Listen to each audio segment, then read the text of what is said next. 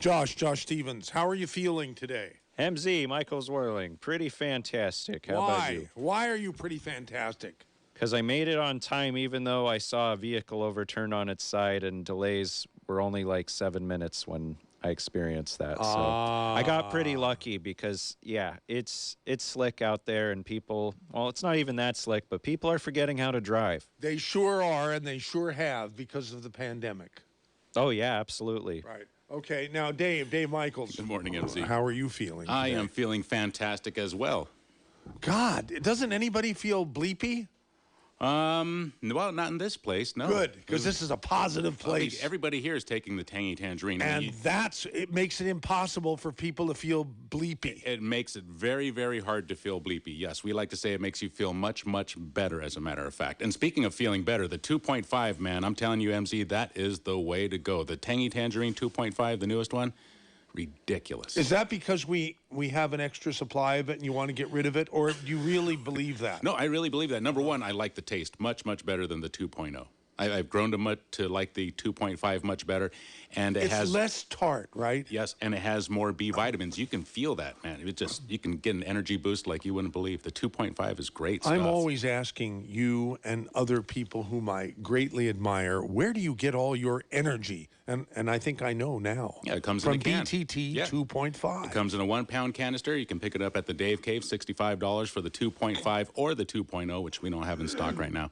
The original formula is about $5 less, but I'm telling you, for the extra $5, try the 2.5. You will love it. And that will qualify people for the deal that'll make you squeal? Yes, sir. The 30% off of everything else. Now, MZ, I don't know what's been said by Dr. Wallach or who's been saying what, but people have been asking me all week long what they should take for their vision. And you should know that I'm not a doctor, right? I'm not a doctor, but I have been working with Dr. Wallach for quite a while. So you might as well be. Well, no, but I can tell you what he would recommend. And what he would recommend is, if you have vision concerns, is the Healthy Brain and Heart Pack, because that is good for all soft tissue. That includes your eyeballs, your, the other ones? your eyeballs, your lungs, heart, kidney, all that stuff, soft tissue. You want the Healthy Brain and Heart Pack. Now, if you want the extra kick, you need to throw in the Ultimate Daily Classic. The Ultimate Daily Classic is designed to help get better blood flow to all those soft tissue organs, like your kidneys, your eyes, your heart, and your lungs. It's going to get more fresh blood to those organs by dilating the blood vessels, not by thinning your blood. It doesn't thin your blood. It dilates blood vessels to get fresh blood to those organs, which includes your eyeballs. So if you're looking for a vision problem, that gives me an idea. If you have vision problems or you have vision concerns, I'll say that, you want the Healthy Brain and Heart Pack and add the Ultimate Daily Classic. And right now is a great time because, like you said, buy your tangy tangerine at regular price. Everything else is 30% off. Great time to do it. In that one sitting, right? Yes. Okay. I mean, in other words, you can't just buy tangy tangerine and then come back for the rest of your life. Everything is 30%. Right. Yeah, that's obviously it's like cheating. Each. Okay. Yeah. So you come into the Dave Cave, buy your tangy tangerine at regular price. You're going to save 30% off of everything else. And right now is even the most perfect of all perfect times, MZ, because we actually have the Healthy Start Pack and we actually have the Ultimate Daily Classic. As a matter of fact, we have the Healthy Body Start Pack 2.5 right now. Oh, my God. Yes. We got the 2.5 Healthy Start Packs in the Dave Cave today. I'll be there until 2, like every Saturday, MZ, 10 a.m. till 2 p.m. And if you can't make it down This is a message to our vast audience. Well, don't just sit there. So, what am I? Don't just sit there. Get up and head down to the Dave Cave. That's what I meant. Yes, but drive slow. Thank you. Because the roads are a little wet. Yeah. And if you can't make it down here. Don't spin out. If you can't make it down here, we can't give you the sale price, but we can have the stuff delivered to you. Go to kscohealth.com. Right now it's still cold. It's summer. Bitter cold. Yes. Get some coffee. Coffee is buy one, get one free at kscohealth.com. Only kscohealth.com. Don't go anywhere else because you could get ripped off, MZ. Yes, and we do not want any KSCO listener being ripped off. No, we don't mind about listeners to other stations. Oh, yeah. Well, anyhow, all right, so thank you, Dave Michaels, and let's start the show. Good morning. A brighter day is here. Good morning. May we bring you cheer. We've got time, we've got tunes, we've got time, tunes, and temperature. Get up and go, it's today, you know, on KSCO. does that put everybody in a good mood? This familiar jingle from the 1950s? It does me. Now, some people have suggested that we change the jingle and attract younger humans to the talk radio station. Yeah, no, Josh Stevens is shaking his head. He doesn't like that idea one bit. Do you folks? Should we get rid of all our classic jingles and get new ones? What do you think? All right, well, think. Good morning. Now stay right here on KSCO Radio. The following is a KSCO commentary.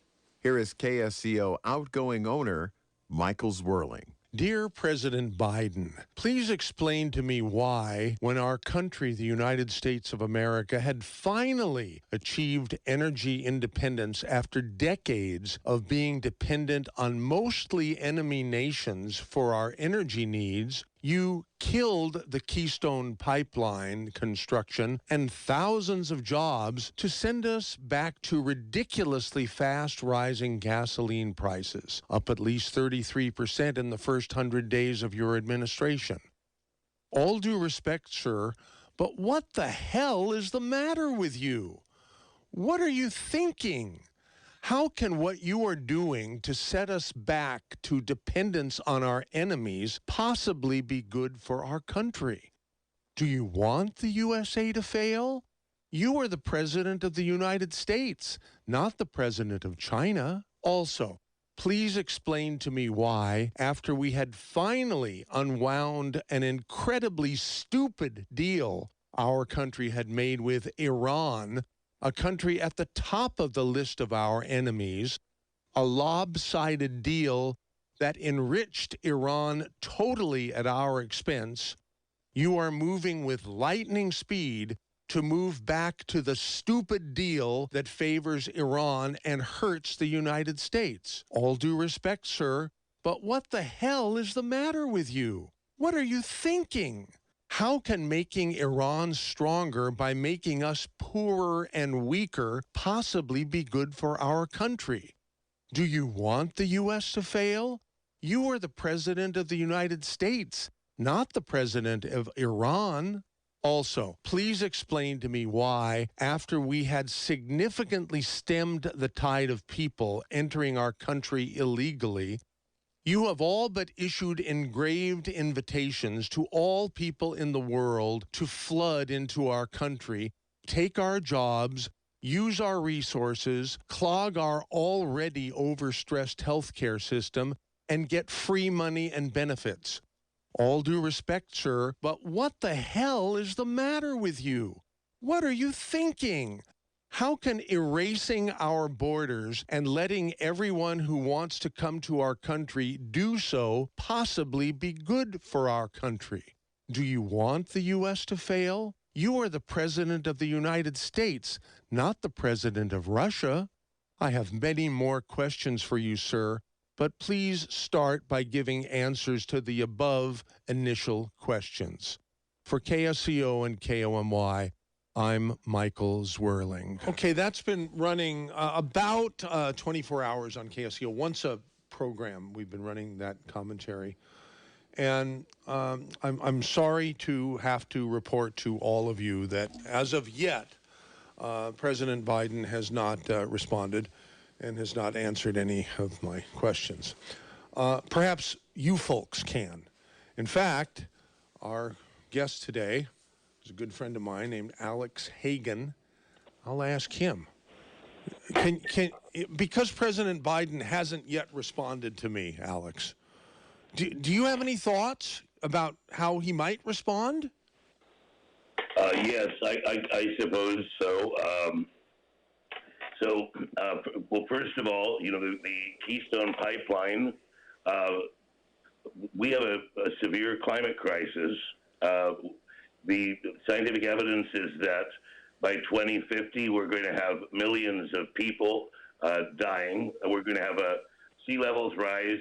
We're having heat where agriculture is less productive, so we have less land to work on.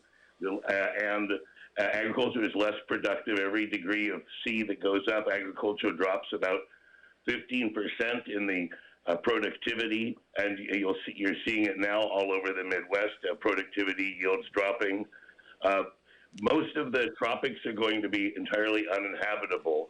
And unfortunately, what we've locked in 20 years of the climate ahead of us already. So by the time people see this, it will be really too late. I mean, we've got Antarctica slipping. We've got Greenland melting rapidly. We have a disaster on our hands. And people, it's unfortunate it's been politicized. As far as, what you said about the border issue, I hear you. The border issue is very complicated, and our policies in Central America have made it worse. We've supported, death squad type administrations. With Clinton got rid of a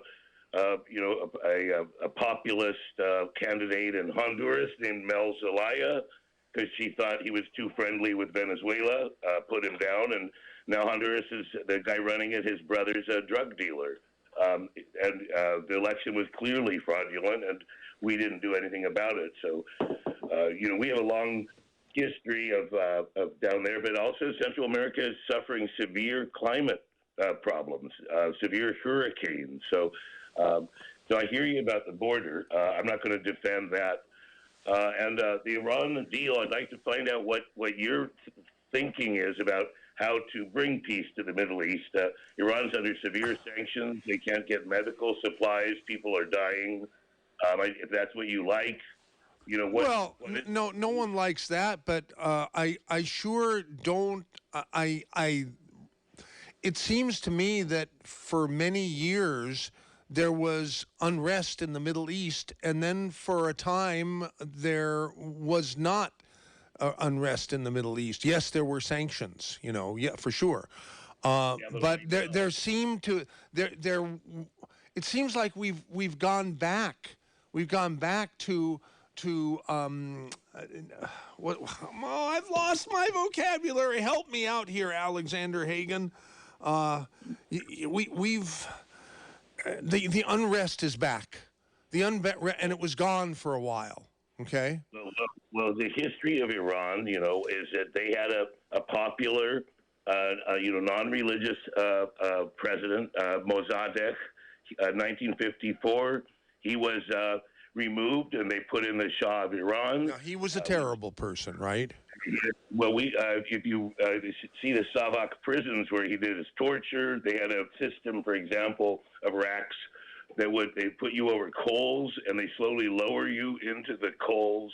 I mean, it was pretty serious stuff, and we trained their secret police. So, there's a blowback. There was a blowback in 1979, the Iranians kind of got hustled. They put their trust in Khomeini, but a lot of Iranians didn't want such a religious dictatorship to emerge. What's the way forward? Iran is an ancient civilization. If you know Persians, they're probably the most hospitable people in the world. How do we... And all the Persians that I know like to be called Persians. They do. If you call them Iranians, they get insulted because Iran has a bad name, but Persians don't. Well, I mean, Iran is a very ancient word. It goes back thousands of years. So they don't like it here in America, but anywhere else they wouldn't care. It's a very ancient name for their land. Well, okay. So let me ask you this. It sounds like the Iran deal that was cut by the Obama administration with then Vice President, now President Biden, is a deal that didn't bother you too much, is what it sounds like. Is that right? I mean, people. Well, I believe in normal trade relations between countries, and I believe sanctions are an act of war. So either we're at war with Iran or we're not. If we have sanctions, then we're in a state of war. Okay, all right. So, and we're moving back towards not being with sanctions. Yes. Well, there's a rapprochement developing between Saudi Arabia and Iran right now, which is a big deal. But that's because Mohammed bin Salman is so weakened by the being caught murdering that journalist Khashoggi, right? So I think he's. I mean, it's interesting what's going on there because you've got Saudi Arabia making noises of rapprochement to Iran, and Turkey, which funneled 50,000 terrorists into Syria, is now, considering trying to go back to having peace with Syria. So I don't know how you can have peace with somebody that you send 50,000 terrorists in to destroy, but that's the legacy you have to live with if you attack your next door neighbor country. Right. You and I have been friends for years, and hadn't really talked at all during 2020, the year of the pandemic, and we recently were able to reconnect via telephone. And I was filling you in on what's new in my life, since we last talked. And one of the things that's new in my life that I'm very proud of is the program that we've been developing called China Über Alles. It's sort of a tongue-in-cheek name that we produced this program. It's a 2-hour weekly live program that airs Thursdays from 2 to 4 p.m. here on KSCO. And the object of the program is to alert the listeners to the program about the danger of the Chinese Communist Party, the CCP, to not only the United States, and many people, myself included, believe there is no greater threat to the United States and probably the world than the Chinese Communist Party. And you said to me, oh, wow, it shouldn't have surprised me because you're one of the best read people I know. I mean, you do a lot of reading. You operate from parts of the world that you're interested in learning about, and you run your business remotely from parts of the world.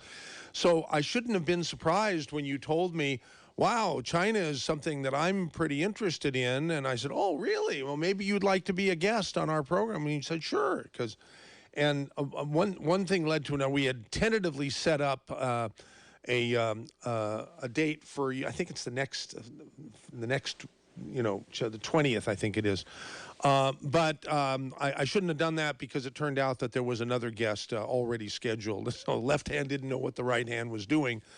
But I figured it would be interesting enough to get your perspective on China and other world events and so forth. So I figured, hey, let's have you on the Saturday special. It's been a long time. So what do you do bring a different perspective? You don't think, I don't want to put words in your mouth. I want you to correct me if you feel I'm doing that. You don't feel that China CCP is all bad like we feel. Correct? No, I don't. Not at all. Okay. Yeah, I mean, a few facts. In 2019, we had the pandemic in 2020, but in 2019, 100 million Chinese went abroad on vacation. In 1990, not a single one went abroad. And of those 100 million, they all returned. So if this really was such a tyrannical police state, would that be the case? That 100 million people would leave every year and return every year? So that's one thing. Another is that China has entirely eradicated extreme poverty, even more so than we have done. We have sewage problems in Georgia, and it's classified as a third world country. They have a strong education system. They send a lot of their students here. They still send 270,000 students a year to the United States.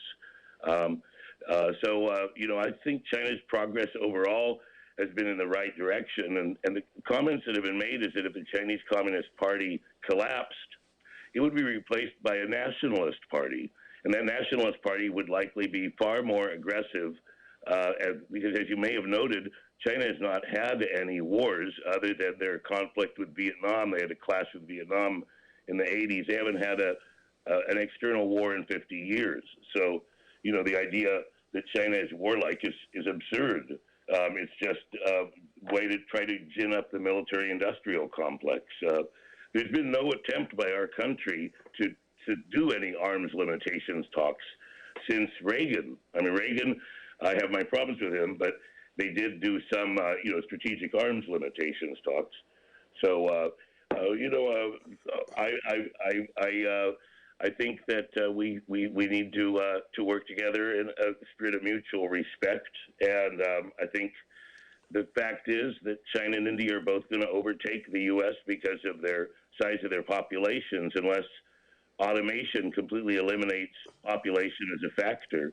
But ultimately, we have to strengthen United Nations. We need to strengthen international law because we're going to be number 2 soon. Unless you want to start a war with China right now, that's the only way it's going to not happen. Wow, that's pretty sobering thoughts here, But it's already happened. China's economy's already overtaken the U.S. The reason, I mean, I know that in the right, people say that Biden is a China puppet and things like that, but Biden was actually in the dilemma of every president, which is he doesn't want to be the one who slipped to number 2 on his watch. So we're doing saber rattling. We're doing sanctions. They're ripping out all of Huawei's equipment in the UK. It's going to cost $75 billion to replace it all. So there's a trade war going on, an intense one, I think that we're not handling it as well as we could.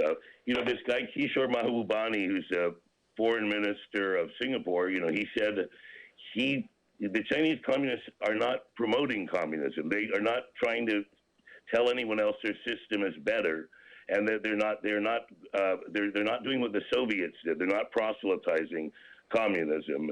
He feels that what they want is their respect back after having been humiliated under the British, where the British forced them to sell opium, took over China. Then the Japanese had utterly raped their country. So they've been through a century of horrors and having to go through Maoism. And every decade, things have gotten so much better since about 1990.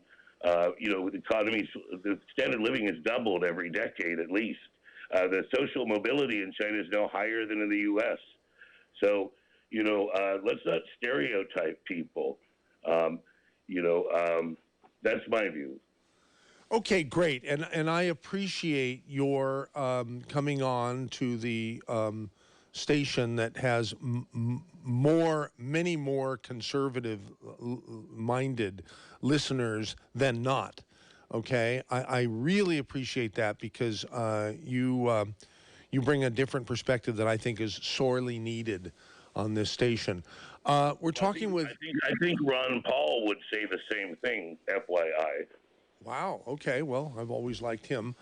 And I'm sure you remember when I went to China for the first one and only time, and I don't think I'm going to be allowed back because I made the mistake back in 2018 of putting on my visa application at the Chinese consulate in San Francisco and asked for occupation. I wrote broadcaster. You're not supposed to do that. That was a red flag, and they rejected my application because they don't want broadcasters there. And people I was traveling with, the group I was traveling with, really wanted me to come on the trip. And so they went to bat for me and convinced the consulate to go ahead and issue me a visa, but only if I promised in writing not to A, do any business, and B, do any reporting from China. And I did that, and they issued me a one-time visa that had to be used within 30 days and completed within 30 days. Everybody else traveling in our group had 10-year unlimited visas. Anyhow, I was quite impressed with very impressed. In fact, when I went to these cities like Shanghai, which there were people on my trip with me who had been there 30 times before, and remembered when the airport at Shanghai was in a Quonset hut, and now it's a city of 28 million people that sprung up in less time than it takes to get a stinking building permit in Santa Cruz or San Francisco. Anyhow, that always impressed me. But after I got back, I started thinking differently, and I met people particularly, well, I don't know. This isn't about me. It's about what you think. I haven't invited phone callers. I will. 831-479-1080. If you want to join the conversation, Alexander Hagan brings a different perspective. And you're still a Bernie supporter, yes, Alex? Yeah, I would say so. Yes. Yeah. Why not? Okay, good. 479-1080. Alex will be with us for the entire Saturday special. How often do you get to talk to someone with who's reasonable with a different perspective than most of us? Anyhow, that's why we call the Saturday special today. So again, 479-1080, or you can email mz@ksco.com. Let's take our first caller now. Our good friend Rory in Watsonville, who is a very nice person. But I'm sure you have a different perspective than Alex. Rory, am I correct? Just a little. Oh, okay. Thanks for taking my call. So Alex, I got to ask a question. Do you do business with communist China, specifically the CCP? Are you a worthy individual? Do you travel over there, or do they look at you suspiciously the way they did MZ when they found out he was a broadcaster? Or do you have a welcome to your business? Yeah, I mean, I used to. My first business was in the travel business. So I went to Hong Kong, I went to Seoul, I went to Singapore, I went to Bangkok, but I never have been to the PRC. I've just been to Hong Kong. I have a colleague from the PRC who I hired at my company. I hope he would call in today, but he's very careful about talking about politics, but not too careful. I mean, his kids like Bernie. That's all I know about him. He's probably got some criticisms. If we could get him on, that would be fun. So I'm going to send him a Slack. But no, I don't buy a lot of gear from China. In fact, I mean, I work in the internet industry, so I mean we bought some fiber components, but I'd say less than 3% of our purchasing is from China. More from Israel. We actually have one. Do you have contracts? We don't have any contracts in China. Not with China. Do you do business with any? Do you do any business with PRC companies? I mean, based in China. I'm just trying to figure out who's paying your freight. That's all. Oh yeah, no. I'm paying my own freight. I have my own business. The amount of business I do with China is I don't know, maybe $30,000 a year in purchasing of fiber components, and I purchase about $2 million worth of components a year. So it's less than 1% of our components. It would be more if we were allowed to buy Huawei, although we'd have to look at the security of the devices. But Huawei is ahead of Ericsson and Nokia and Samsung. So it just takes tools away from us to have this embargo. And you're talking specifically 5G tools? Yeah, I mean, not knowing the nuances. I'm a novice. I don't know anything about communication other than how to work an iPhone. Yeah, well, I'll give you an example. A friend of mine who has a rural wireless ISP. He's not really a friend. Let's say an acquaintance. He did some testing with them, and they were able to get better speeds through 5 miles of woods than any other vendor. Then they packed off and disappeared, and now the equipment's not. It's just. I would like us to be able to buy and sell equipment from all countries, ideally. Let me, if I can ask you, Alex, and I won't take up too much more time, 2 things. What do you think about what's going on with the Uyghur Muslims in China and the fact that close to 2 million are in work camps and some of them are forcibly having their organs harvested before they're executed and then quickly harvested? What are your thoughts on just China's gross human rights record that is ongoing with no apologies? Yeah, well, the study that I've done on the Uyghurs, Yeah, so the main guy who's been orchestrating these claims is a guy named Adrian Sense, and Adrian Sense also believes all Jews will burn when Jesus returns. So wait a minute, that's baloney. That's baloney. This information's coming from many different arenas. I never even heard of the guy you just mentioned. Nice try. You said you were in. Well, how do you know it's baloney? I mean, I hope it's baloney, but how do you know if you haven't heard? In fact, I have read plenty of reports. I've never heard the name that your guest just mentioned. Steve Bannon's going to have a doctor on next week that participated in the harvesting of organs in Red China. The last thing I'll ask your guest is, if you're in the travel business, is that the fellow traveling business, just out of curiosity? No, I got out of the travel business and went into tech in the early 90s. I haven't personally seen any evidence that corroborates this level of mistreatment. From what I've seen, what we've got here is a situation similar to Tibet, which is, except the difference is the Tibetan Buddhists are Buddhists. There was, a severe terrorism problem in Xinjiang. Over 100 people were murdered by. The security is high in Xinjiang, but the Uyghur is actually the fastest growing ethnic group in China. So the idea that the Uyghurs are being sterilized isn't borne out by the data. The data shows it's actually the largest growing ethnic group in China. So I don't want to defend China's policies in Xinjiang, but I don't believe there's genocide.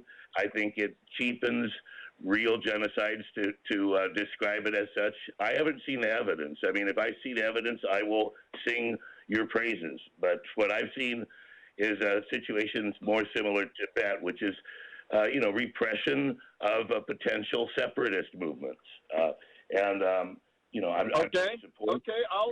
was the name of the person you mentioned that is your source of information on the Uyghur camps? One of the guys who's been amplifying this is a guy named last name is Z-E-N-Z, Adrian Sense, and he's a German anthropologist.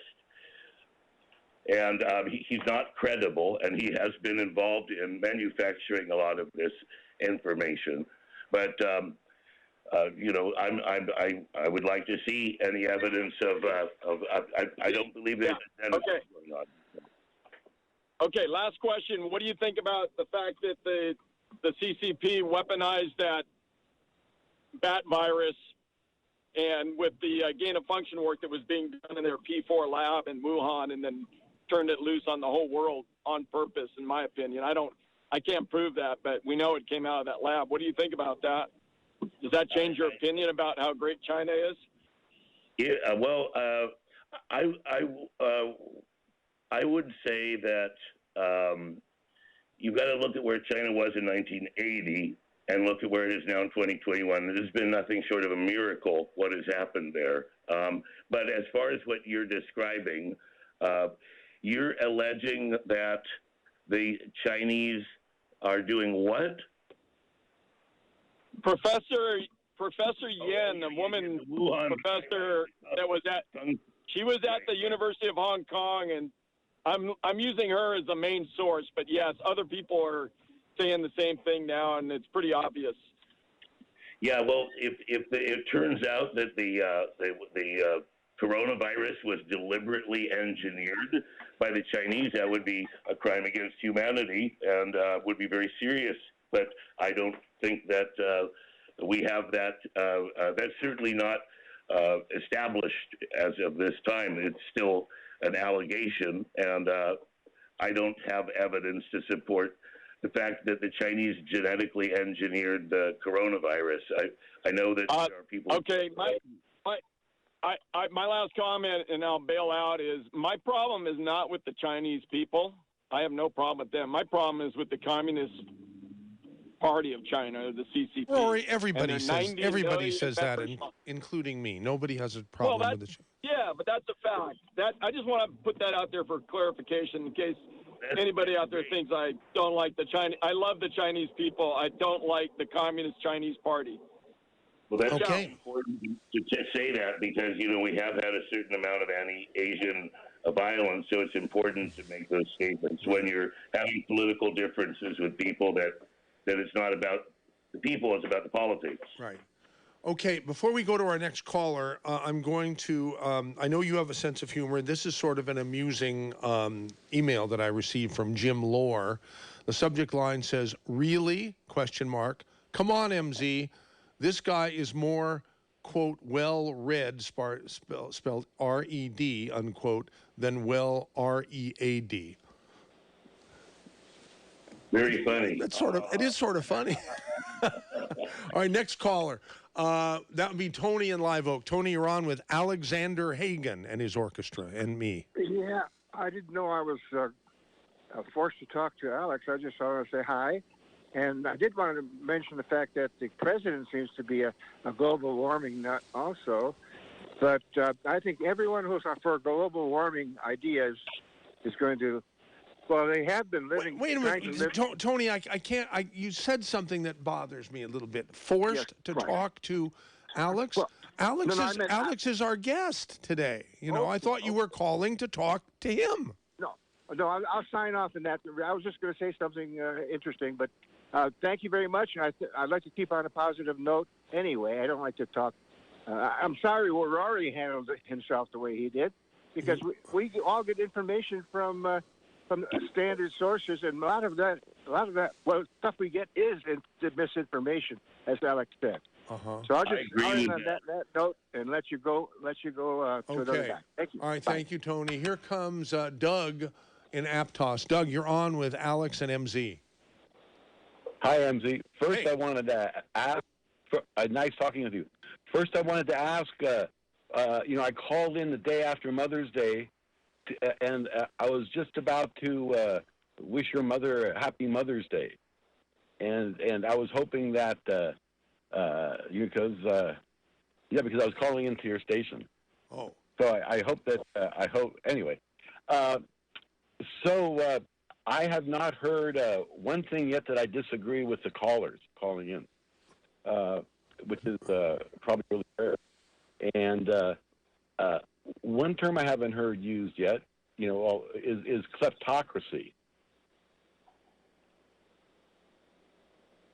And, I hear a pregnant pause. Yeah, I forgot to give. I have a little background dealing of an interest. Probably I'm local here.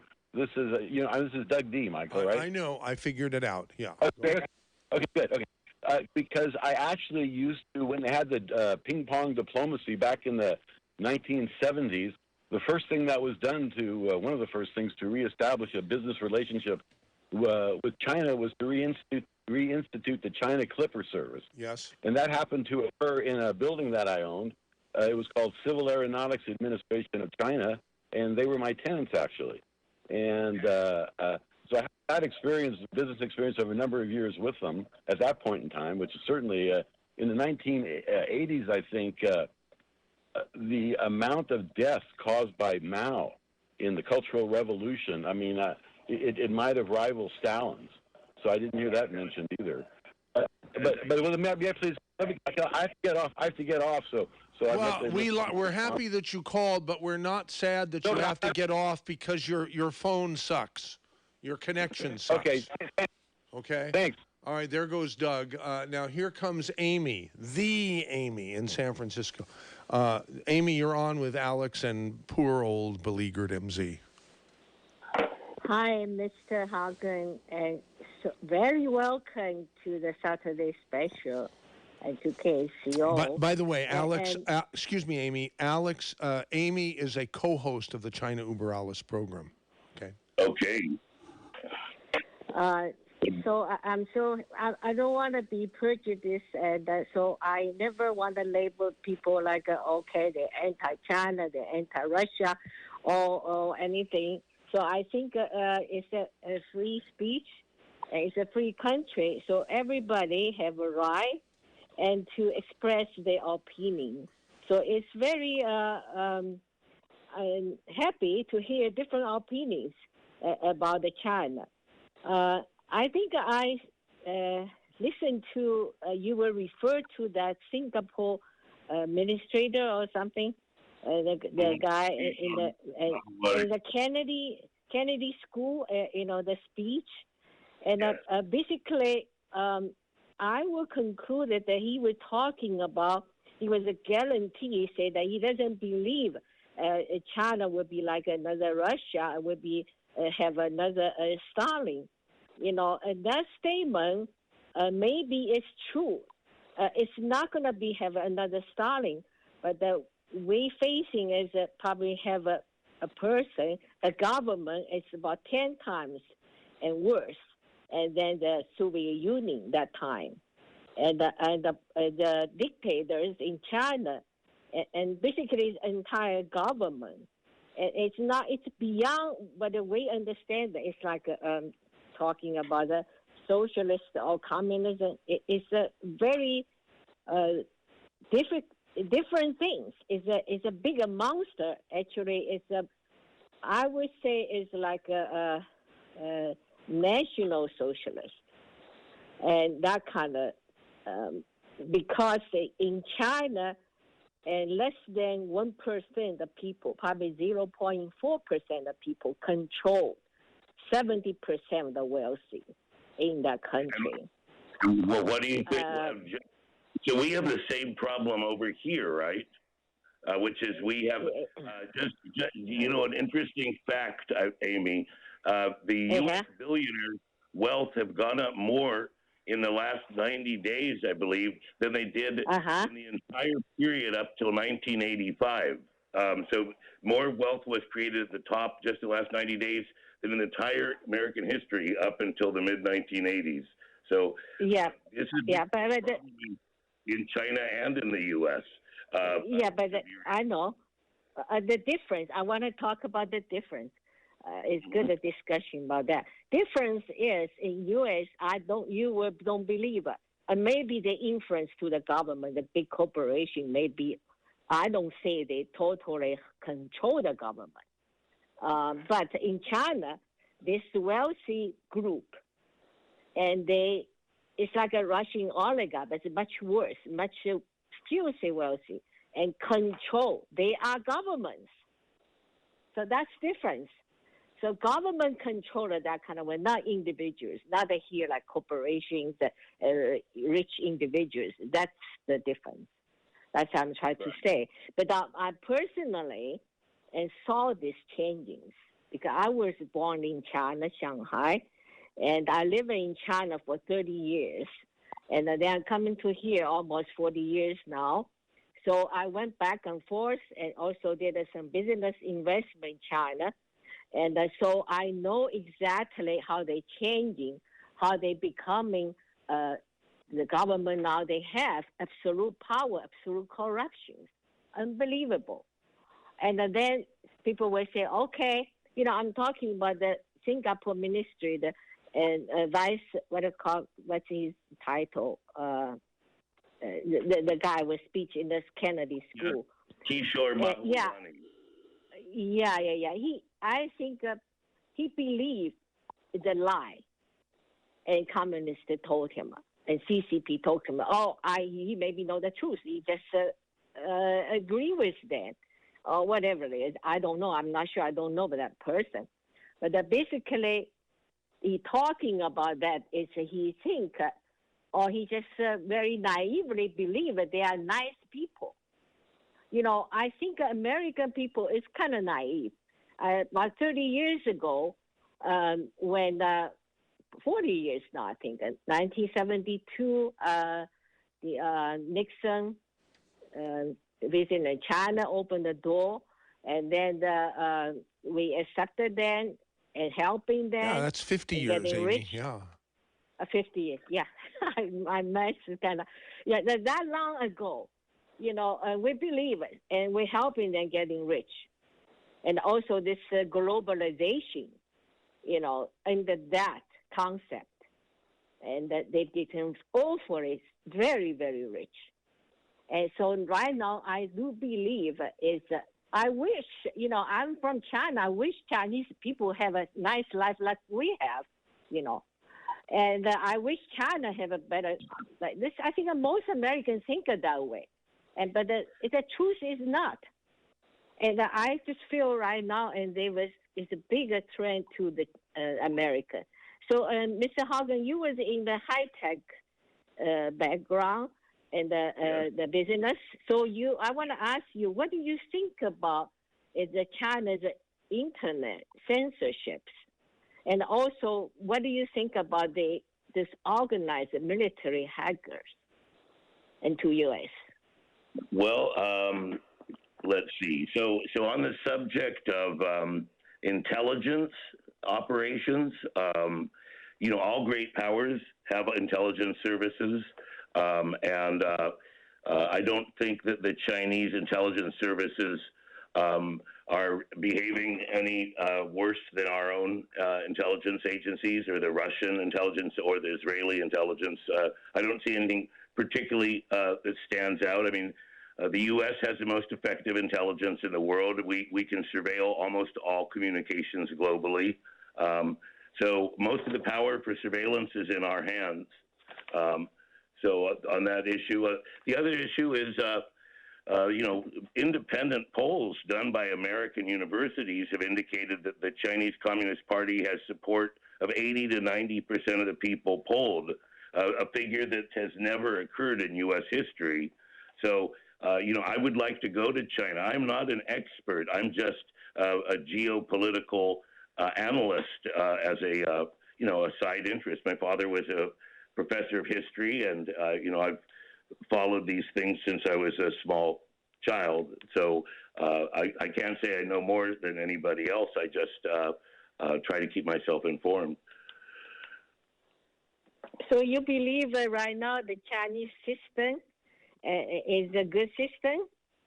I think they not try to. Mm-hmm. No, I wouldn't say that any of our systems are very good yet. American democracy is extremely damaged. You could basically buy elections.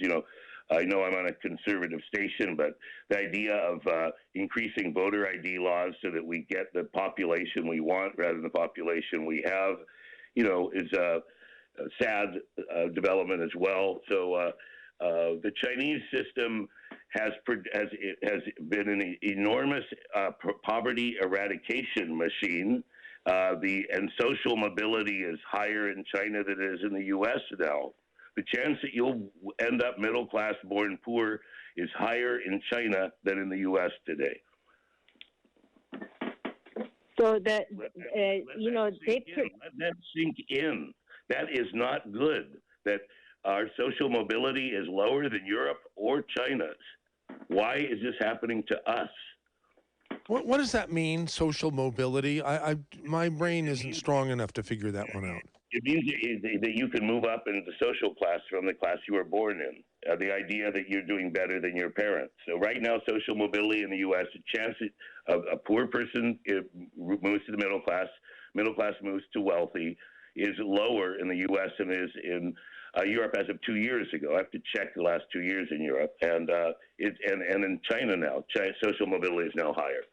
So it means the chance that your lot in life will improve economically and materially.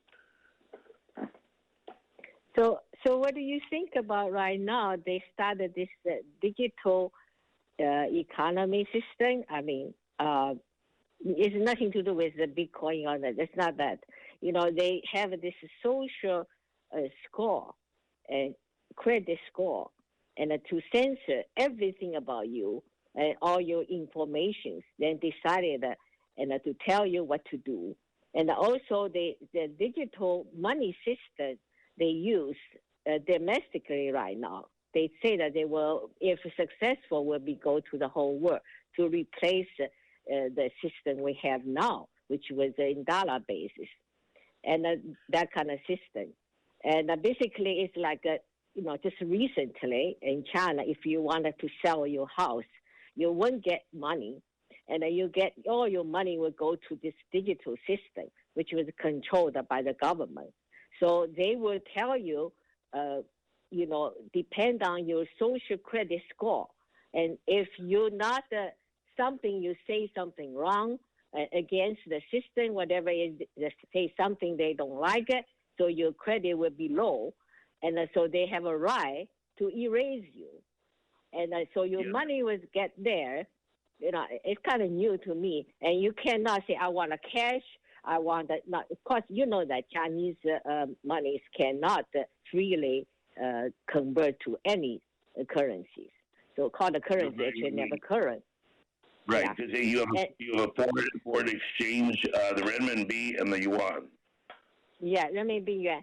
And then, but in there, they have a department called the current in the bureau, currency bureau, that was controlled. I don't think any other country have that. Like say, I invested the money and the initial investment, and according to their law, you can take it back if you sell it. You pay the profit. You pay the tax for your profit, but your initial investment you can take it back to, and they kind of like I invest in dollars, I get it back a dollar, but it's not true because they don't let you take anything out.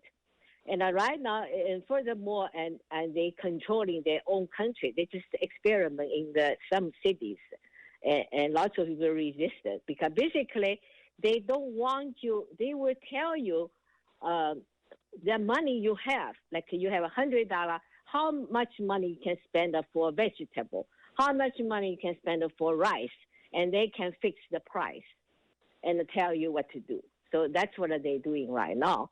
And if successful, they were thinking, and in the trade war, they will win the battle is because right now they cannot run the currency because it was dollar-based, everything. Everything was dollar-based, gold.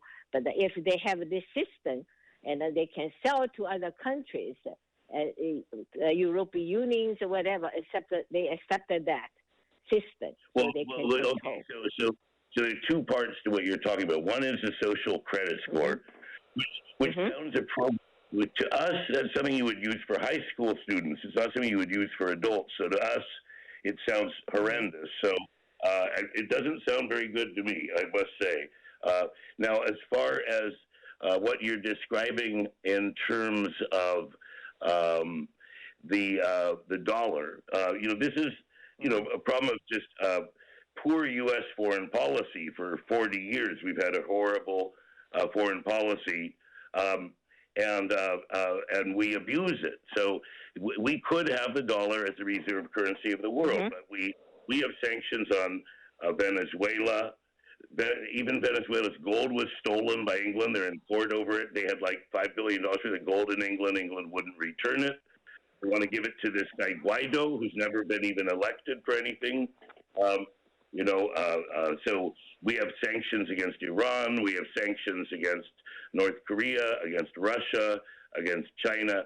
So by doing this, you're pushing Russia and China together to unify against America and Europe, and you're damaging.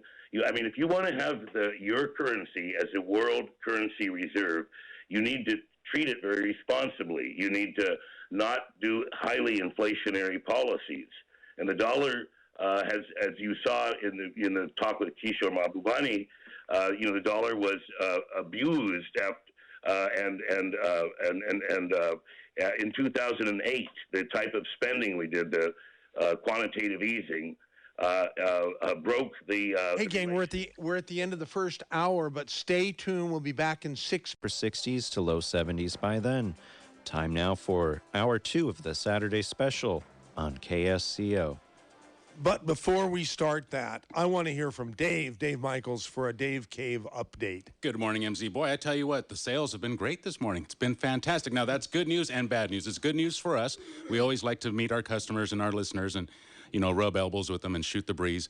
But it's bad news if you're looking to get the stuff. If you're looking to get the Healthy Start Pack, the 2.5 or the Ultimate. You better get the hell down here. You better get down here quick, right? Good sales is... Well, that means that stuff is going quick. So you need to get down here. We still have plenty of BTT 2.5. We have the Healthy Start Pack 2.5, Glucogel, Arthrodex, and don't forget Bloomin' Minerals. It's not too late to get started on your garden, MZ. We have liquid and granulated versions. The 1 quart liquid, 4.5 pound canisters, and I think we are out of the big sacks. But we do have the 4.5-pound canisters and the liquid. I meant to order some big sacks, but I think I forgot. Well, try back in a couple weeks, MZ. Hopefully we'll have some more then. But for right now, you better hustle your bustle on down to the Dave Cave to get what you want, because it's not going to last for too long, MZ. I like that advice. Yeah. Hustle your bustle. Hustle your bustle down to the Dave Cave. Buy your tangy tangerine at regular price. Everything else is 30% off today until 2 p.m. I'll be out there every Saturday from 10 a.m. till 2 p.m. And if you want to shop online, only one place to go, MZ. And that is KSCOhealth.com, because we cannot guarantee that you're not going to be dealing with a Russian hacker or a Chinese hacker. We can't guarantee any of that stuff, but we can guarantee if you go to KSCOhealth.com, all your transactions are safe, the stuff will be delivered to you, and you support your favorite radio station. That's KSCOhealth.com, or call 218-KSCO. Now, who can argue with that? Nobody. Exactly. Thank you, Dave. Dave Michaels. Always great to hear from you. Now let's start hour number 2 of today's Saturday special. Oh, hello, darling. I hate to hang up on you, but I'm sorry, baby, but I have to go. It's time for that wonderful record show. I'd love to visit, but you'll have to call back. KSCO has the inside track. You know, it just occurred to me, I don't think we played the opening for hour number 1. Did we, Josh Stevens? I'm sorry, baby, but I really gotta go to KSCO. Bye. We did. No, we did? Okay, so I played, which did I play? The fanfare or the crossfire? Oh, that part. No, because we went directly from the hour 1. Yeah, from the hour 1 to the editorial. Yeah, to the And then we forgot to open up. Right. So, it just doesn't feel right. Even not that we're not having a great program already. Let's save it right now. Let's just do it right now. Should I do the fanfare or the crossfire? Probably. I think it's a crossfire kind of day. Okay, like this. 3, 2, 1.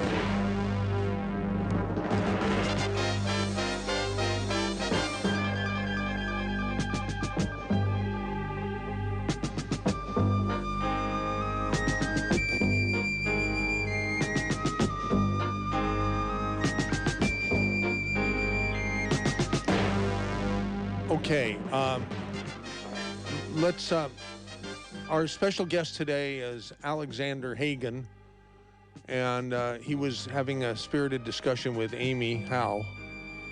And we do have a caller, Colonel Terry, that we will be putting on pretty soon.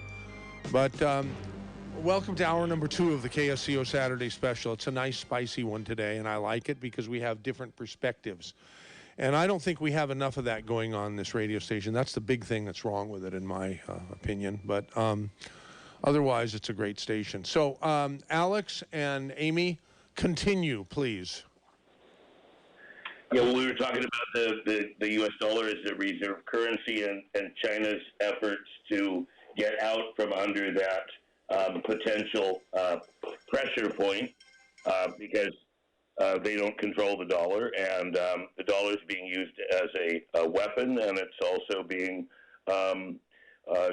printed in a dilutive fashion that doesn't show a care for maintaining the soundness of the currency. So, they have their view, and we have ours.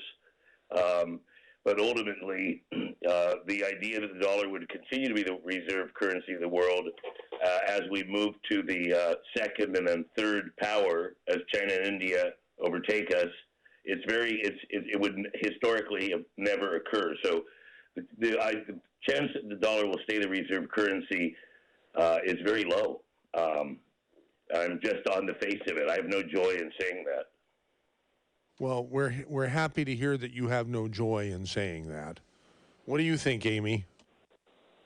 Well, I think that maybe not the things not happen immediately, but in this century, I think in any aspect that China wanted to dominate it. And I'm not talking about if they are good system. If you think they are good system, and I don't think that we are better system. And so you believe the China and the American will both dominate the 21st century, but I don't think it's possible because my opinion is totally different system. And also my opinion, I think the Chinese and CCP leader the China is a very evil system. And so, so if America right now not do anything, not worry about that. But if I can ask you, Amy, evil is a very strong word. I mean, you're condemning millions of people to being devils, the leadership of the CCP. I mean, can't we use another word that is less pejorative to describe the problem? Because come on, the top leadership of the Chinese Communist Party don't all worship Satan. They're not all Adolf Hitler. They're human beings. They have motivations. They're in a system. If we were in that system, it would be us populating that structure. But and if they were over here, they'd be in our systems. They'd be in our corporations and our government. So it's partly, a situation of circumstances that people find themselves in. So what's really the problem that you see with the Communist Party of China? You think that compared to the United Kingdom or the United States, what do you think can happen moving forward to give? The system that they're doing right now is to roll out a small little amounts of democracy. So they start with the village level elections, right? So they have some municipal elections that use a popular vote. But what do you see as the direction that China have you been back to China in the last 5 or 10 years? Oh yeah. I still have a lot of friends and relatives live there, so I know exactly what was the real story of China. So we had to draw the line very clearly. China, the CCP and Chinese people is two different things. I never would think a Chinese people is evil, but that they ruled by the evil government. That's for sure. Okay. All right. Well, I think when we get to the point where we're using words evil for structures that involve millions of people in a country that has not had a war in 50 years. No, Alex, she just said the CCP, the CCP is not comprised of millions of people, is it? Yes, it is. Almost every family in China has one member in the CCP. I think it's about 100 million. Wow, I didn't know that. Did you know that, Amy? No, that's not true. Also, that's not true. And also, some people, they even join. Doesn't mean they forcibly join. They had to join if they want to survive. Of course. I understand that. That's the same in... But the principle of this party, principle of those rulers, this government, they are evil. They're much worse than Soviet Union.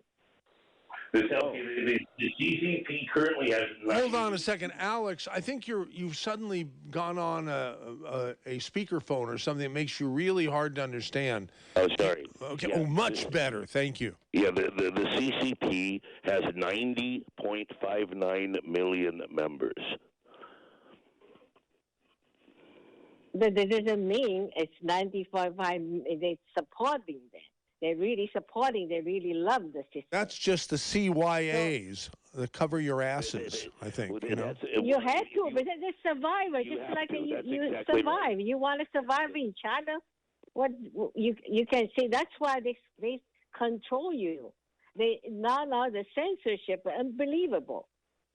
You know, you get to the China, you give them you had to give them in airport before that you go to the immigration. I mean the custom. You give your telephone, your cell phone, and then they put something in it so they know exactly where you go, everything. So that's all about it. Now, I want to get into a discussion before this hour is up about censorship. Maybe that's the wrong word, because I am the first to say that what Twitter and Facebook is committing against our former president is not censorship. They're private companies that have every right to deplatform anybody they want.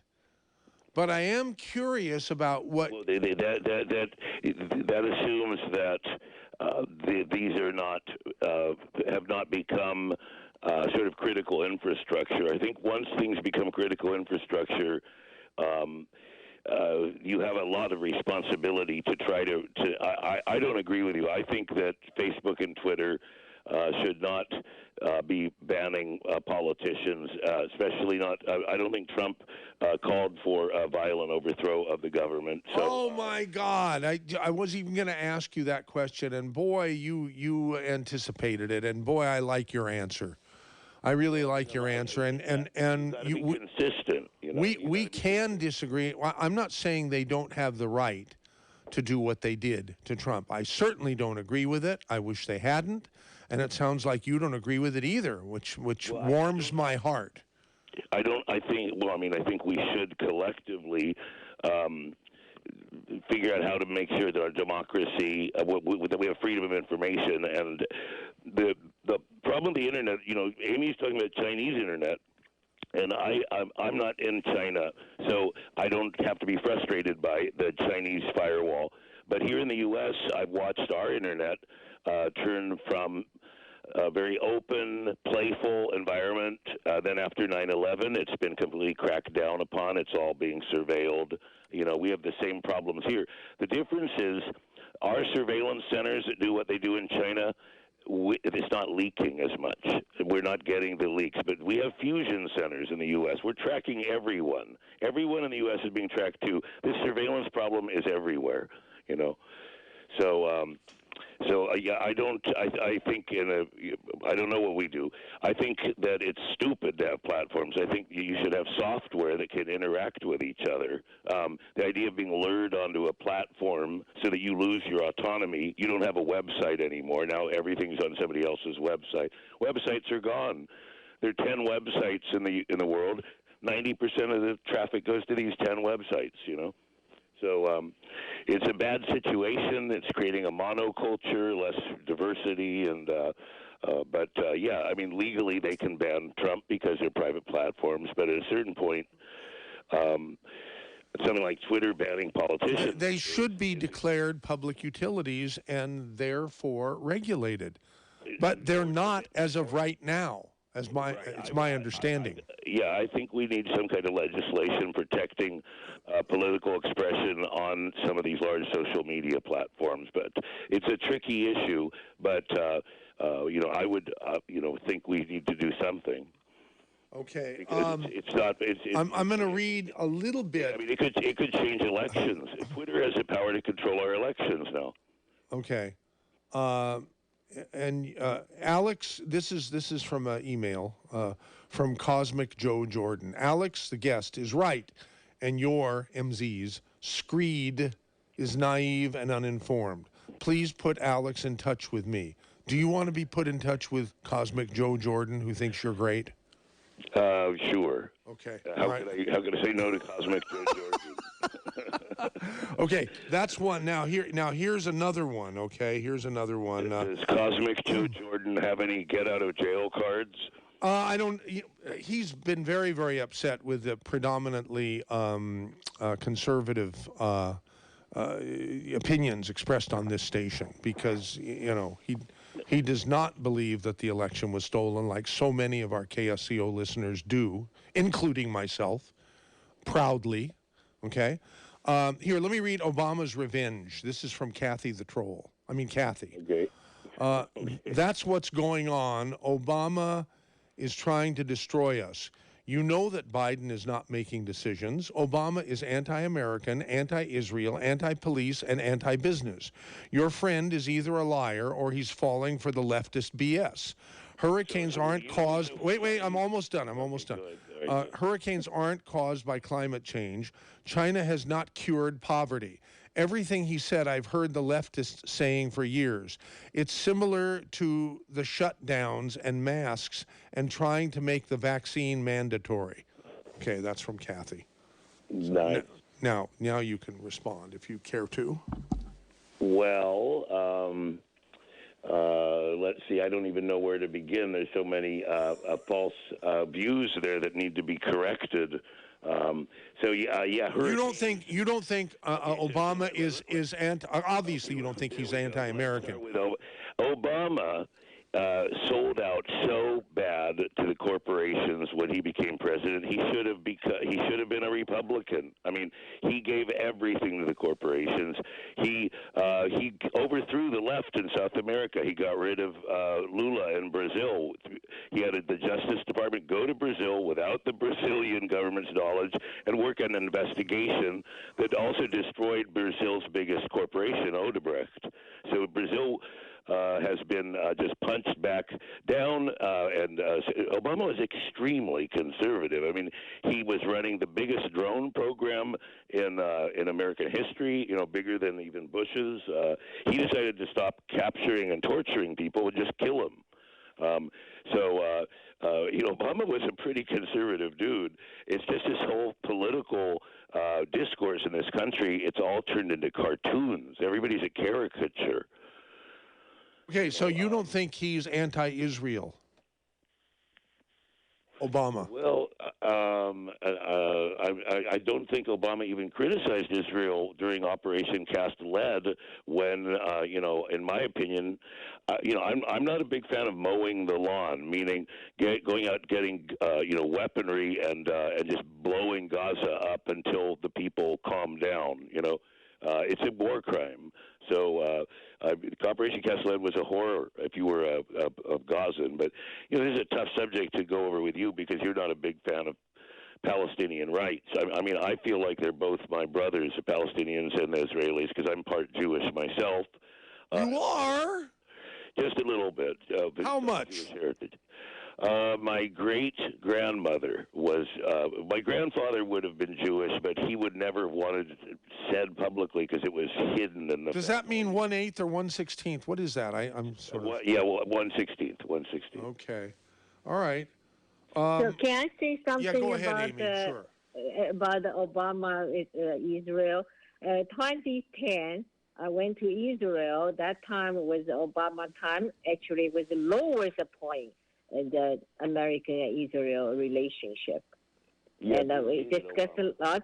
Yeah, I visited the people and in Tel Aviv and for our privately and visited some people. Some colonel was from the Golden High, and he was asking me, he said, what do you think? That time they have some war, and Obama told them to give away some settlements in the Gaza and to Palestine. And then he asked me, he said, you from California? I said, I've been in California so many times. He said, if right now Mexico wanted to get San Diego back, what do you think? Of course you say no, right? So they built up a lot of things, and then they had to give it back to them. And they didn't do anything about it. So, he said that, from the... question is, what passport does a Palestinian get to have? How does he travel? These people are dispossessed. An exiled people have made another people exiled. I went to Palestine and at the border, and they was having the bombings, everything, so it's very tight. And they have some Chinese restaurant there in the border. They've been bombed for 3 times. I said, why are you guys still there? And they said, well, because it's lots of money you can make. You have to take a risk to make the money, because that's the Chinese attitude about that. Right? And then meanwhile, interesting enough is there's a little village. They have people and different religion, right? But they live together, for a long time. I don't know how many 100 years, and never have a problem. That is the great tragedy. Is the early Zionists, many of them didn't plan to displace the Palestinians. They planned to live with them. The tragedy was when it turned from two peoples living side by side in peace to militarization and the expulsion of the Palestinians, and this was driven by the British. I mean, the Israelis are basically an extension of the British. There's a very great continuity in like this method of blowing people's houses up if a member of their family commits a political crime. That was a British policy. The Israelis just continued it. All right, we've had. Go ahead, Amy. But just finish. Yeah. So he's basically telling me is that in Golden High, I went to the place, look at everywhere, So he said the only way, you can stand is you have to defend yourself. So Golden High tell you that's what happens.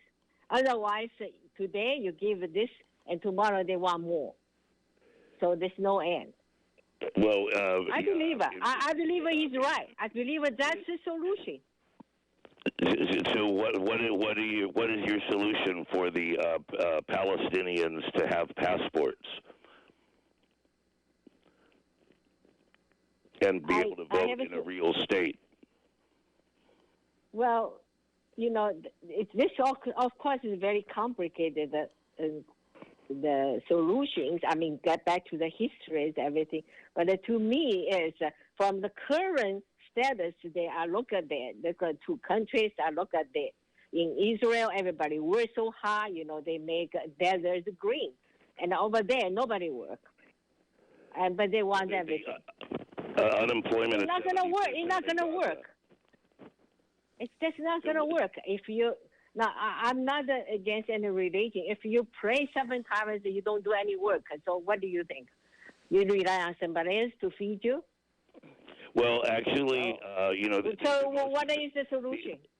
The most advanced society in the world from 800 AD till 1400 AD was the Islamic societies. They managed to create steel, have the largest ships, have the best weaponry, have the highest levels in chemistry and physics and mathematics. They did all that, and they managed to pray 6 times a day.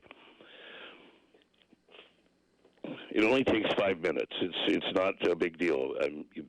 You'll lose more time with crocheting or cigarette smoking. All right, poor Colonel Terry has waited almost 50 minutes on hold, but he's still there, and so here he is. Terry, you're on with Alex and Amy, actually. So. Well, good morning, lady and gentlemen. Mr. Hagan, are you the Hagan of Etheric Networks? It's possible. I love that answer. I resemble that remark. Hey, well, we should have lunch sometime. Sounds good. Probably with Dr. and Mrs. Future. Perfect. That. Now, look, I'm calling about the big topics that were referenced earlier, and I have 5 points which I'll make, and I'll let you react or anybody else react. I was reality. And I learned that working, interestingly enough, at the Pentagon and in intelligence activities and at the White House and elsewhere. And a spectrum that includes being a youthful idealist to working with Ralph Nader, challenging corporations that were cheating and stealing and polluting, to the other places I've mentioned. I recognize reality and the importance that it be recognized based on evidence and the facts. The real evidence and facts regarding the Communist Party in Red China is that they truly are a threat to us and the rest of the world that would like to live in peace and also to live more honorably regarding economics and finance. Second, I agree with Rory and Amy both about the guilt and evil of the Red Chinese Communist government and its leaders. And interestingly enough, the 90 million people who are members of the Chinese Communist Party is a fraction of the billion people who live there. And the leaders that are really in charge, it's gruesome, the authoritarian. Look what they did to Hong Kong, China, the Red Chinese when they took over there, and are doing to it. Look what they did to the Tibetans, murdering them and taking Tibet. Look what they did do to the Uyghurs. Yes, that is clearly genocide or equivalent to it, It is as bad as the Nazis. I think you're cheapening the word genocide. I don't think you have any evidence that there's any genocide going on in Xinjiang. I'll respect that correction. I could be wrong. I could be wrong, but show me the money. I'll withdraw the word genocide. Again, we need more evidence, but the evidence. Yeah, I agree with you that the repression in Xinjiang is certainly similar to the repression in Tibet. That's where I would put it. And I had to deal with Tibet a lot when I was in the travel business. I mean, it was the number one. You remember what's that actor from? Well, there were a lot of actors that were up in arms about Tibet. Richard Gere. There we go. Yeah. So I share your view that the Chinese Communist Party is a evil and diabolical organization. If you want to go through the history, every year the U.S. has launched a war almost since 1945. I mean, we had the moral authority, the mantle of leadership in 1945, and we have just ruined it, in my opinion. Because what we did is that we just reflexively allied with the rightists because we were fighting the communists. So anytime you got a nationalist figure, like in Zaire, with Lumumba, we would kill him. We would kill all the good guys because they were left-leaning. And we would go with the rightists, who tended to be part of old white ruling classes of these countries. And Eisenhower, was great. He said, you guys have to give up your colonies. And that was great. But then what did he do? He killed the populace that would emerge in these countries. So he created a managed transition from colonialism. In other words, you can be an African or a Latin American country, but you got to be pro-America, you got to be pro-American business, you got to be in our defense alliance, and you got to toe the line. And if you break that line, you're going to be taken down. All right, Alex, let's get back to our topic of the day, which is Red China, okay, and the evils that you've acknowledged of the communist Red Chinese government and the authoritarian abuses of it. Let's also look at the fact that they don't do business internationally honorably either. They escaped complying with the World Trade Organization where Clinton let them in. And by the way, I don't say things that I haven't got evidence to support. And Bill Clinton was being bribed by the Chinese and before he was even governor of Arkansas. And I'll be happy to provide a lot of that evidence. The origin of Bill Clinton is an interesting story because, there was also the whole Iran-Contra going through Arkansas when he was governor. That's true. Well, we can talk about that as well, okay, at another time. I've got a book in mind on exposing all of that.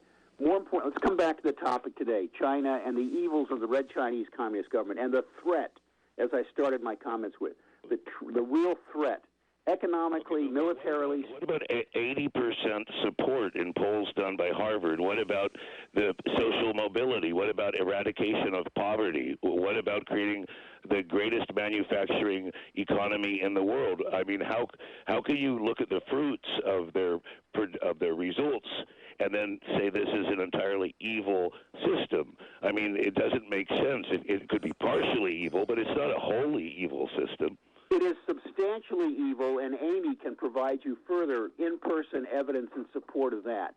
And also the current activities they engage in, again, regarding Tibet, the Uyghurs, and elsewhere, and regarding what they did to Hong Kong, to repeat that point. They are a threat. They are a threat to us financially and economically, and geopolitically as well.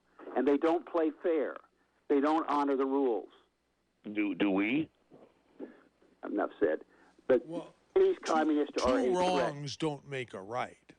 Right, but the point is that Amy, I highly recommend you listen to Has China Already Won, which was done 4 years ago by this Singaporean diplomat, Kishore Mahbubani, and he describes all of these issues, and he doesn't consider the Chinese really that strongly ideologically communist. He thinks that they're more into restoring China's civilization. And he may be wrong. Maybe they are ideologically highly I think he's correct. And they're using the communist ideology as a mechanism for authoritarian control. Are we they there? infiltrated to the whole world, including Singapore. You know, I'm talking about true, my also true. personal experience. 2007, first time I went to Singapore. I was so impressed. I think I call them Disneyland of the Asia, because the government is so clean. You know, I mean, everywhere is so clean. You know, and so I say, wow, you know, Singapore is something. I want to visit again. So 2017, I visited again. You know what happened? Everything changed. Oh, my. Not even clean. And so I talked to the people. People live in Singapore and residents. So I said, what's happening? They said, oh, our leader died. That his son is not very good. He said, I said, then what? He said that because the Chinese money coming include, you know, corrupt their government even. Because their government is so good. I mean, so I would say that it's really clean, because they pay the people a very high salary, and there's very little corruptions going on. Yeah, well, and by that time, I tell you, I get 2017, I can't believe it, because they have this investment immigrants. I mean, they got a green card for Singapore. So from China, you can buy something by a boat, running this tourism business or whatever. And so you get that. So absolutely changing. But I feel sorry for them, because what are they going to do? They don't have that kind of money, because they are little country, little city. City country. But that was it. You know. Yeah, but you know, you can also talk up Singapore. Wow, Singapore I never want to go back again. Singapore has all of the different cultures in Asia in it. You know, which is, it has Muslims, it has Hindus, it has Buddhists, it has atheists. So it's in an ideal situation to broker trade between China and India, and you know, Hong Kong, Taiwan, Singapore are all going to do extremely well. You know, as China continues to grow, and you know, the question is, where is China going to end up, and how is it going to change? And the point is that Kishore makes is that if the Chinese Communist Party collapses, he thinks it would be a catastrophe and would lead to a nationalistic state that was much more militaristic. So that's his worry, but I don't have a crystal ball. I don't know what the next system will be if the Chinese Communist Party collapses. But, you know, I do wonder how you look at India and you look at China, and you look at the incredibly horrendous conditions of life in India for so many people, and you look at how much of that that nightmare is gone for the Chinese. You say, what is the right system? And then, you know, people say, well, this is a threat to our ideology, because by having this controlled society, you know, this is a form of dictatorship. But at the same time, our freedoms in America have eroded tremendously. You know, I mean, Biden was sort of imposed on us for the Bernie movement by Obama. He made a call, had everyone drop out. You know, but that's politics. That could happen in any country. I don't want to be too sore about it, but you know, where does China go? I mean, they have 1.4 billion people. Imagine if we had 1.4 billion people here, what it would look like in L.A. You'd have, you know, tent cities of millions of people. We don't know how to deal with poverty. There would be even more feces than there already is. Yet can our system handle 1 billion people? And it can't. Our system is designed to leave structural poverty in as part of the warning of the meritocracy, which is, if you don't, you know, bust your butt, look what's going to happen to you. Wow, I never thought of it in those terms. Listen, I've got to read this second email from Jim Lohr, Lohr. Okay, the subject. He's the guy who said that Alex is well read, R-E-D, instead of well R-E-A-D. Okay, just a reminder. Now, now the subject says, "You are being exploited!" Exclamation point. Oh, your guest is using your honored forum to kiss the ass of the CCP for personal gain. Mitch McConnell would be proud. Now, see here, Jim Lohr, I want you to have the balls to call 831-479-1080. I want you to call right now. We have a couple of free lines open. I want you to call and I want to give you a speech. I'm going to give you the speech over the air anyhow, but I would like you to call so you can respond in real time to my speech, okay?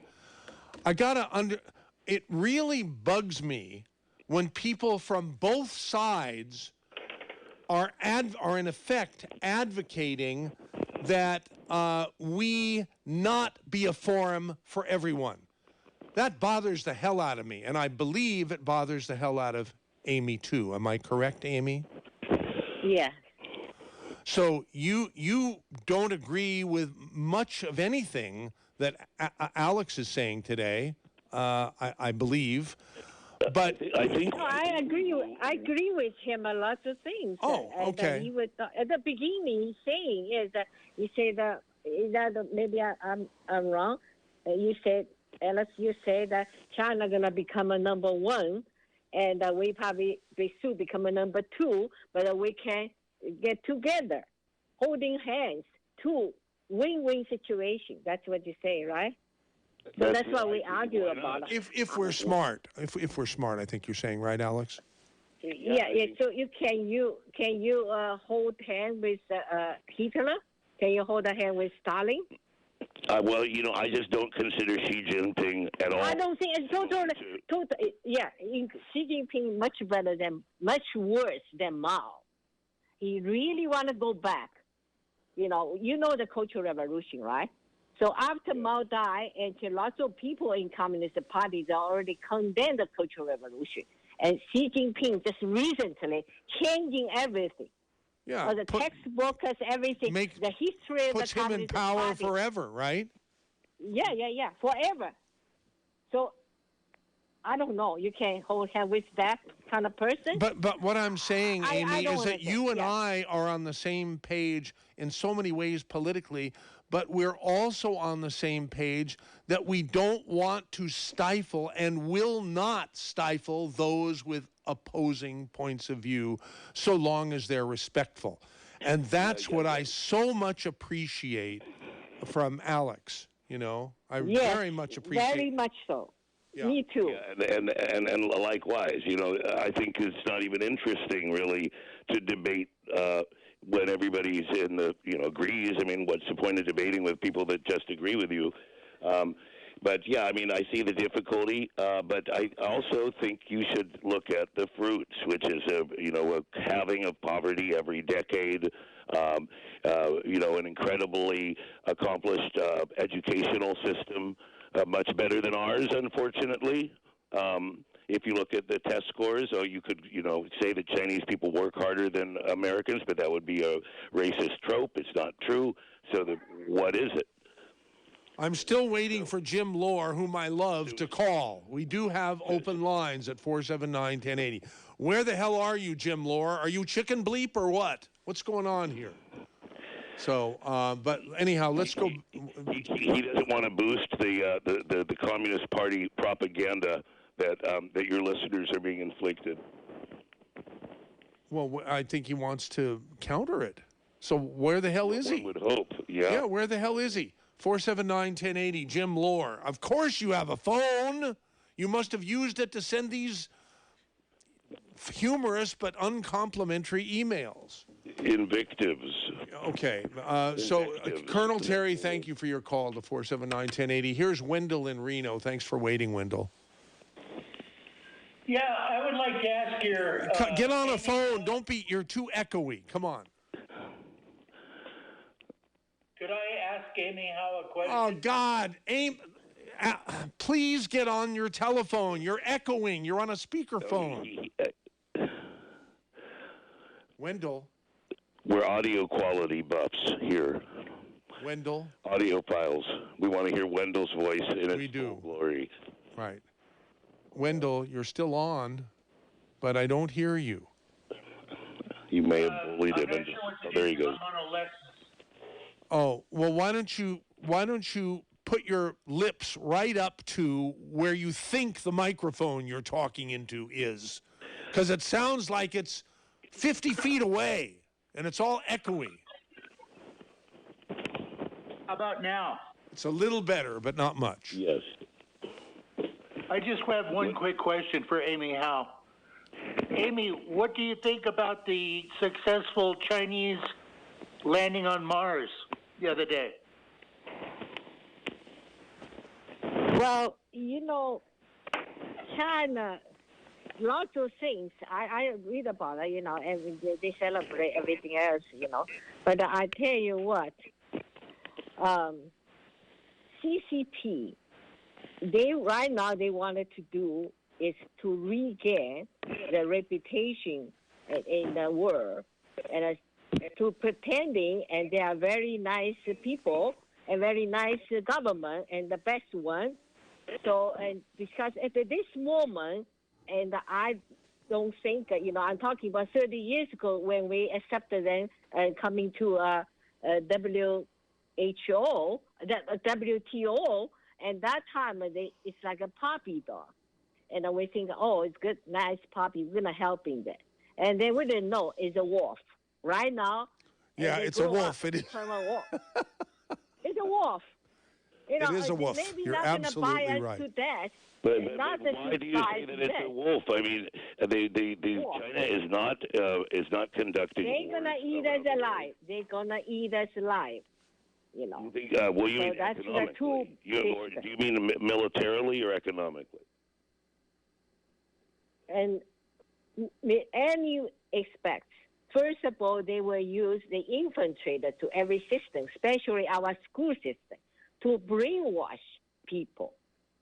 That was started a long time ago, long time ago, right? When I come here in 1982, I made it to UC Berkeley. I realized how much they brainwash. I've just been through a cultural revolution. That time they have a book called The Life and Death in China. So they asked me, and what do you think? This is the writer, the author, writer, the true story or tell the lie or true? I say absolutely truth because I've been through that. And they look at me and say that you've been brainwashed by American propaganda. I was shocked. Think about that. But the professors or the students, I cannot stay in UC Berkeley. I had to get out. I did because I don't know, those people, they never live in communist China. How they do know about the communists? They have no idea. They just read some book. They just have a utopian, those ideas. And maybe nice people, so naive. So I always say, send them, give them one-way ticket to China, live there, so they will know the real life. Right. Okay. Yeah. Now listen, Jim Lore. What about the fact that the polls show that 80 to 90% of the Chinese population support the CCP? These polls were done by American companies. They damn well better. Well, these polls were done by Western companies. They damn well better. Doesn't matter. The Western companies. Come on, Alex. Jeez. I mean, who cares who the polls were done by? Do you believe that? I mean, do you believe that that's real? I believe that that it's real in the sense that the people damn well better support the people that will make their lives miserable or kill them. Right, because the facts don't correspond with your preconceived notion of reality, so you just reject them. Who said that? Who's talking? Oh, 6. You want Josh Stevens wants me to put Jim Lore on because his points went way up with me because he did call. And so here he is, okay? He is. Good. Yeah, Jim. Hi, Jim Lore. I love your emails, especially because they're humorous. But I was put off by the last one because I thought that you were suggesting that I'm being a fool and allowing myself and the radio station to be used, and had, because I like opposing points of view. Well, thank you for the provocative invitation to call in, by the way. Okay. But so my response is that, and I probably speak for only myself, but maybe other listeners also, is that we are continuously bombarded and deluged with leftist opinions all week long, on the TV, the radio, everywhere we go, internet. we're constantly bombarded. So your forum here is like one of the few places we can go to get a conservative side point of view. I agree with you, but do you want it to be exclusively conservative? What you guys call the left isn't the left.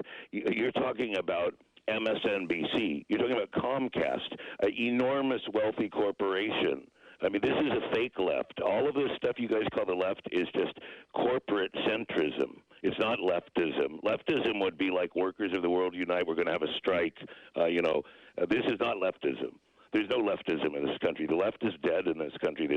Although Bernie kind of resurrected it. It's not dead, but left is a tiny force in America. What you guys call the left are a bunch of big corporations allied with the Clintons. That's not the left. They kill leftists. Nevertheless, we're being bombarded by their message. And so, right, whatever we want to call this phenomena. So MZ's show is something different. Yes. And I had a friend this morning. I said, "Hey, you gotta listen to this show." He's up in Sacramento. I said, "You gotta tune into this show on Radio Garden." And so I lured this guy into listening to the show, and it's just not what he's going to want to hear. So I had apologized to him for trying to. That's very funny. But listen, Jim, I got to get this in. I don't want the audience or you or the other guests to misunderstand what I'm saying. Yes, I'm proud that this and thank you for calling it an honored forum. But I don't want my honored forum to be a one-way, just the other way, like the other side. You're absolutely right about all the other media bombarding us with opinions from the left exclusively, and a lot of people say that this forum is bombarding you from people from the right exclusively, and that hurts me. I don't want it to be that way. I want it to be a voice for everyone. Up until now, for most of the last 30 years, the people who have chosen to use this forum have been more right-wing people, because it's been a Rush Limbaugh station, and my mother, when she was alive, would put out basically predominantly conservative commentaries. Okay, but I've got to make sure that. Were you suggesting with your email that I shouldn't encourage people from other points of view like Alex to be on KSCO? Because that's what I think you were suggesting. I'd like to be wrong on that. Am I? No, I appreciate your diversity in your allowance of opinion. I was like that for many years listening to you. I was just trying to express my own opinion that I think this guy is using your show to gain favor with the CCP. I invited him. He didn't invite himself. I invited him because he's different.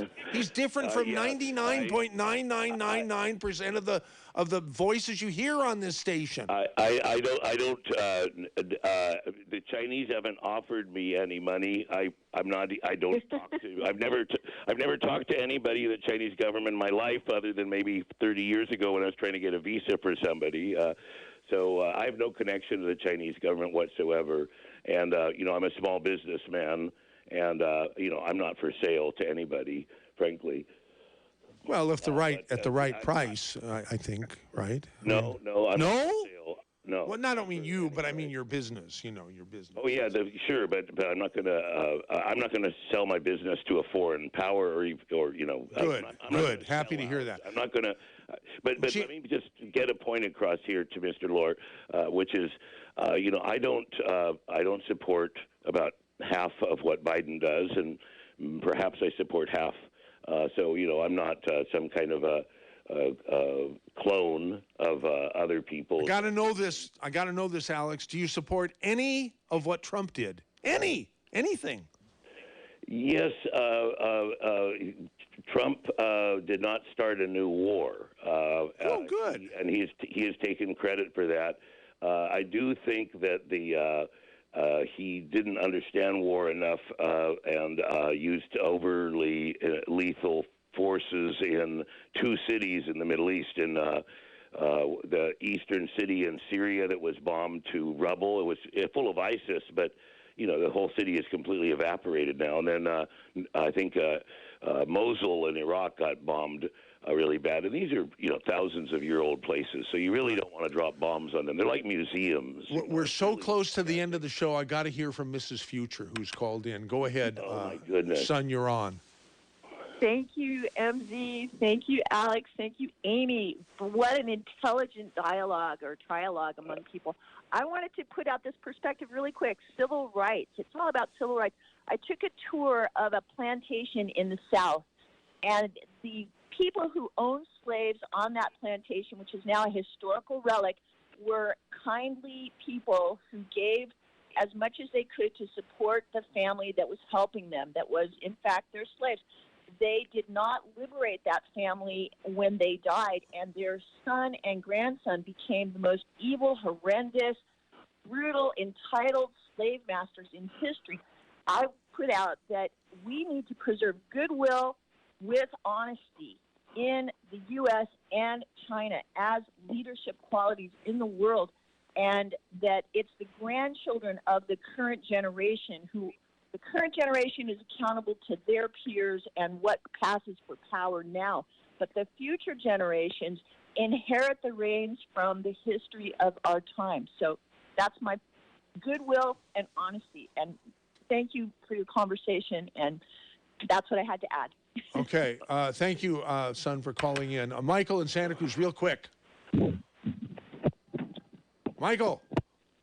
Never mind. Okay. Craig in San Jose. Yeah, hello, gang. So I heard earlier there was no genocide in China. That's nice to hear. What about, Alex, is it also a big fable about no forced abortions in China? Yeah, I'm not an expert on Chinese abortions.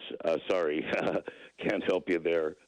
Don't know much about Chinese abortions. I know that during the one-child policy, a lot of girls were put to death because of the preference for boys. It's tragic and deplorable, and I condemn it. All right. Well, here we are at the end of the show. I'm not suggesting that the PRC is a utopia by any means. I'm just saying, look at the hard evidence. They've reduced poverty.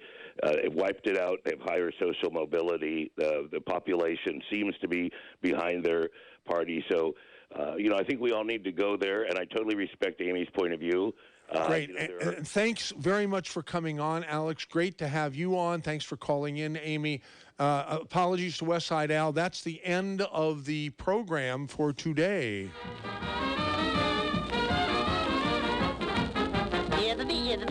That's all, folks. You're listening to KSCO.